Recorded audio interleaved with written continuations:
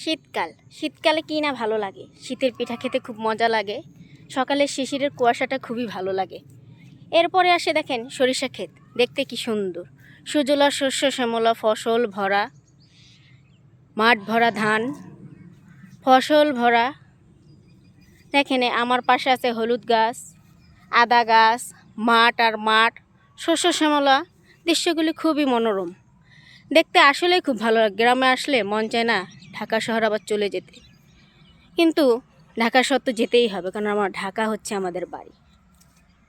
ঢাকা আমার জন্মস্থান, মাতৃভূমি, সব কিছু। তবে গ্রামে আসি নিজেকে একটু ভালো রাখতে, মনটা ভালো হয় তাই। দেখেন কি সুন্দর, আপনারা আসেন ঘুরেন আমার মতো, তাহলে আপনাদের খুব ভালো লাগবে। দেখছেন কত বড় শস্য ক্ষেত, আশেপাশে মাঠ, ফসল, ধান ক্ষেত, খুবই ভালো লাগছে আমার। সবাইকে ধন্যবাদ। আমার মতো এরকম ঘুরেন, তাহলেই ভালো লাগবে।